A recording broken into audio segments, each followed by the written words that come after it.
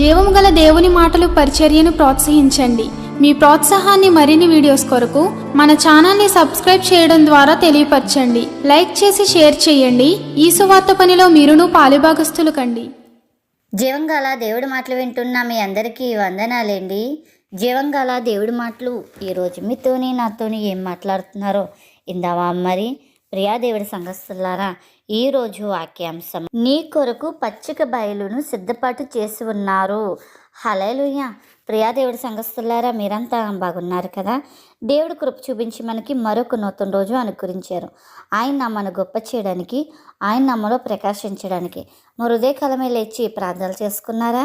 Bible చదివారా? మరి ఇంకా ప్రార్థన చేసుకోకపోతే తొందరగా ప్రార్థన చేసుకోండి. బైబిల్ చదవండి.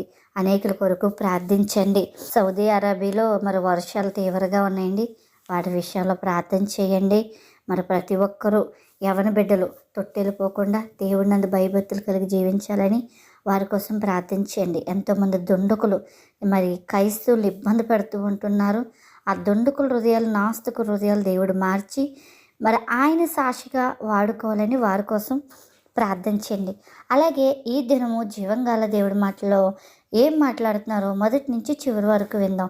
ఆ రీతిగా మన హృదయాలు సరి చేసుకుని ప్రభు రాకకే సిద్ధపడదాం. ఈరోజు వాక్య భాగం కీర్తన గ్రంథము 23వ అధ్యాయం 2వ కీర్తన గ్రంథం 23వ అధ్యాయం 2వ వచనమండి. పచ్చిగల్ల చోట్ల ఆయన నన్ను పడుండి పెడుతున్నారు, శాంతగలమైన జలముల వద్దకు నన్ను నడిపిస్తున్నారు. హల్లెలూయా. ప్రియాదేవుడి సంఘస్థులారా, ఈ దినం పరిశుద్ధాత్మ ద్వారాగా ప్రభు మనకి ఇక్కడ తెలియజేసిన మాటలు ఏంటంటే, ఈ మాటలు వింటుంది మీరు ఎవరైనప్పటికీ కూడా దేవుడు మీతో సూటిగా చెప్తున్నాడండి. నువ్వు ఎడారి అనుభవంలో ఉన్నావా? నీళ్ళే దొరకలేని పరిస్థితుల్లో ఇబ్బంది పడుతున్నావా? ఎడారు అనుభవం అంటే ఆదరణ లేని అనుభవం. అంటే చూడండి, ఎడారిలో ఉన్నవారికి ఏ ఆదరణ కనబడదు. బతకాలో చావాలో తెలియని పరిస్థితిలో ఉంటాం. అలాంటి అనుభవాలు అన్నమాట ఎడారి అనుభవాలు. దేవుడు చెప్తున్నాడు, ఈరోజు నిన్ను పచ్చిగల చోట్లకే పడండు చేస్తాడంట, జలముల వద్దకి నిన్ను నడిపిస్తానని చెప్తున్నాడు. అంత గొప్ప వాగ్దానం దేవుడు నీకు అనుకరిస్తున్నాడు ఈ దినము. మరి ఆ వాగ్దానం నువ్వు పొందుకోవాలంటే నువ్వు ముందు ఆయన వైపు చూడాలి.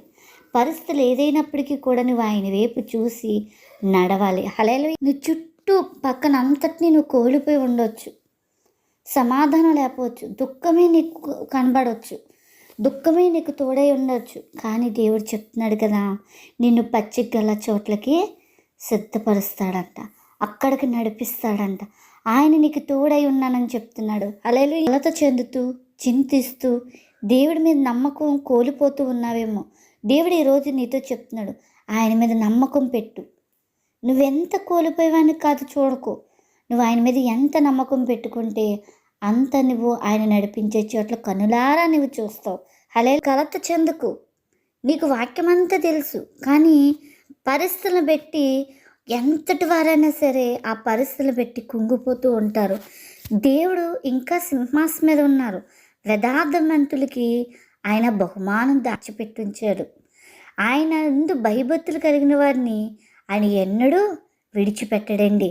హల్లెలూయా. పట్ల ఎవరైనా హాని కలిగించాలని ఉద్దేశాలు కలిగున్నా అది నీ ప్రయోజనానికి దాన్ని మారుస్తాడండి. హల్లెలూయా. ఉదాహరణకి మనం దానియేలు గ్రంథం చూడండి. మనందరికీ తెలుసు దానియేలు గ్రంథం. దానియేలుని అస్సలు ఉంచకూడదు, అతన్ని ఎలాగో ఒకలాగా కించపరచాలని పక్కన ఉన్నవారు. ఎందుకంటే తన యథార్థతే దానియేలు కొంప ముంచిందండి మనం అనుకుంటే. కానీ యథార్థత వల్లే దానియేలు సింహము నోట్లోంచి కూడా కాపాడపడ్డాడండి. హల్లెలూయా. దేవుడికి మొదటి స్థానం ఇచ్చుకున్నాడండి. అలాంటి పరిస్థితులు నన్ను చంపేది చనిపోయి నా దేవుడితో నన్ను మాట్లాడొద్దంటారా? నా దేవుడిని నన్ను విడదీసే ఏది నాలో ఉండకూడదు. మరణం అడ్డొచ్చినా పర్లే, పోత పొద్దున మరణం ప్రాణం అనుకున్నాడండి దానియేలు. ఎవరైతే అలాంటి కుట్రలు చేశారో ఆ కుట్రలు చేసే వాళ్ళ సింహాలకి ఆహారం అయిపోయారండి కదండి. అలాగా మన పట్ల ఎవరి గోతులు తీసినా, ఎవరిని ఎన్ని చేసినా నువ్వు దేవుడి వైపు ఉంటే మనకి విరోధి ఎవరండి? దేవుడు మన పక్షాన్ని నిలిచుంటే మనకి విరోధి ఎవరు లేరు కదా. దావీదు గొర్రెలు కాస్తున్నప్పుడు మరి సింహం వస్తుందండి, ఆ గొర్రె పిల్లని పట్టుకెళ్ళిపోదని. దావీదు చిన్న బాబు, ఒక 10 ఏళ్ళు ఉంటాయేమో, కానీ దేవుడు శక్తినిచ్చాడు. ఆ సింహము నోటి నుంచి గొర్రె పిల్లను రక్షించినట్టుగా దేవుడు మనల్ని మరి ఇలాంటి గర్జించే సింహం లాంటి సాతాన మనసులోంచి దేవుడు మనల్ని రక్షిస్తాడండి. వదిలిపెట్టేవాడు కాదండి మన దేవుడు, రక్షించే సమర్థును కలిగిన వాడండి. మధ్యలో విడిచిపెట్టేవాడు కదండి. ఈ లోకంలో ఆ లోకంలో కూడా మనకు తోడై ఉండి నడిపించే దేవుడండి. హల్లెలూయా. కనిపించే నీ చుట్టూ నీ భూమి అది పచ్చిరంగా ఉండొచ్చు, లేదా ఎండిపోయిన ఒక ఎడారలాగా ఉండొచ్చు, కానీ నువ్వు ఆయన మీద ఆనుకున్న మనసు ఉంటుంది చూడు, ఆ మనసును పెట్టి నువ్వు పచ్చగల చోట్లకి పడతావు. హల్లెలూయా. నీ మీద అనేక ప్రయోగాలు చేయొచ్చు. నాకు ఆ మధ్యకాలంలో అత్తమాల ఒక దర్శనం వచ్చిందండి. ఏంటి ఈమె విషయంలో ఇలా దర్శనం వస్తుంది ఏంటని పట్టుదలతో నేను ఉపవాసాలు ఎప్పుడు ఎక్కువగా ఉపవాసాలు ఉంటాను, ఎక్కువగా ప్రార్థన చేయడం మొదలుపెట్టండి. నా దరుదరుపులు కూడా దర్శనం రాకుండా పోయిందండి. ఆ కళ రాకుండా పోయింది. ఏంటి ప్రభు అంటే తిప్పి వారికే నేను తిప్పి కొట్టానన్నారు. ప్రభు వారికి ఎంత హాని కూడా కాకూడదు, వాళ్ళ మనసు మారాలని ఇలాగే ప్రార్థించుకుంటూ ఉన్నానండి. ఏంటి ఆయన అందు భయభక్తులు కలిగి ఆయన వైపు మనం కనులెత్తి చూసినప్పుడు మనకి ఏ హాని కూడా జరగదండి, మనకి ఏమీ జరగదండి. మనం ఎక్కువ ప్రార్థన దాచుకోవాలండి. బ్యాంకులో డబ్బులు దాచుకుంటాం చూడండి, అలాగా మనకు సమయం ఉన్నప్పుడల్లా ప్రార్థన చేసుకుంటూ ఉంటే ఆ ప్రార్థనే దేవుడు మనకి కంచి వేసి ఉంచుతాడండి. హల్లెలూయా. దేవుడితో ఉన్న సావాసనమే మన పాదాలు తొట్టెలకుండా దేవదూతలకు ఆజ్ఞిస్తాడండి. మన రాకపోకల్లో ఆయన తోడుగా ఉంటాడండి. మన మార్గమంతట్లో ఆయన తోడుగా ఉంటాడండి. మన తలంపుల్లో ఆయన తోడుగా ఉంటాడండి. మనం ఎక్కడ ఎలా మాట్లాడాలో కూడా మాట నేర్పిస్తూ ఉంటాడండి. హల్లెలూయా. మొన్ననండి ఎవరికో వాయిస్ రికార్డ్ పెడుతున్నాను, కొంచెం గట్టిగానే పెడుతున్నాను కానీ గుండ్లు కొట్టుకోండి ఏంటి అని ఆలోచించేటప్పటికి ఎవరో వచ్చి ఫోన్ ఇలా కొట్టినట్టు అనిపించింది. ఏంటి ఫోన్ చేతిలోనే ఉంది, ఎవరు కొట్టారని ఇలా చూస్తే వాయిస్ రికార్డ్ ఎగిరిపోయిందండి. అయ్యో మళ్ళీ ఆ వాయిస్ రికార్డ్ పెట్టాలి. సరే మళ్ళీ నేను పెడితే ఎక్కడ కూడా ఏ కోసం ఆ సంభాషణ రాకుండా, అంటే జరిగిపోయిన సంభాషణలు రాకుండా నీట్గా మాట్లాడేలా పెట్టించాడండి దేవుడు. హల్లెలూయా అనుకుని వెంటనే దేవుడికి స్తోత్రాలు చెప్పి స్తుతించుకునండి. మన చుట్టూ ఉన్నవారు మన మీద నింద మోపాలనుకుంటారు. అలాంటి సమయంలో మనకు ప్రార్థన రాదు, దుఃఖం వస్తుంది. ఆ దుఃఖం నువ్వు కొంచెం దుఃఖపడి అధికంగా దేవుడికి అప్పచెప్పి విడిచిపెట్టే. నేను ఈ మధ్యలో అదే నేర్చుకున్నానండి. దేవుడికి అప్పచెప్పడమే నేర్చుకున్నాను. ప్రార్థిస్తున్నాను.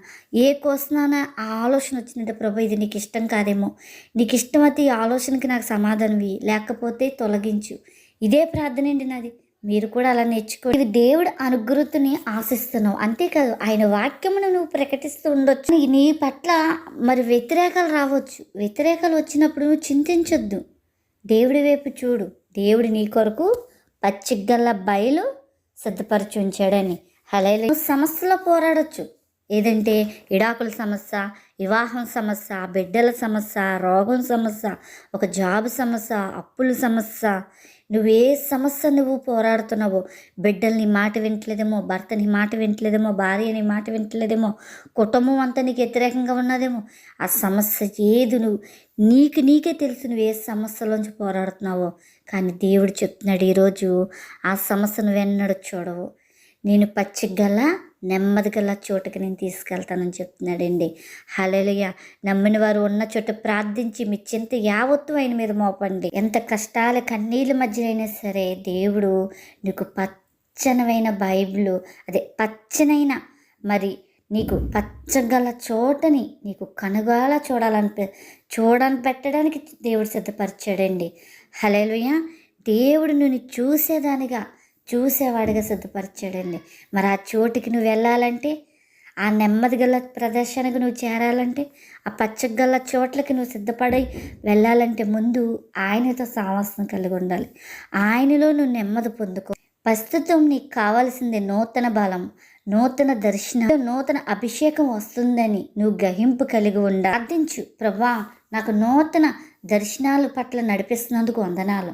ప్రభా నువ్వు నూతన బలం నాకు అనుకరిస్తున్నావు, నూతన క్రియ నా పట్ల జరిగిస్తున్నావు, నీకు స్తోత్రాలని దేవుని స్తుతించు. నేను నమ్ముతున్నాను, మరి మీరు నమ్ముతున్నారా?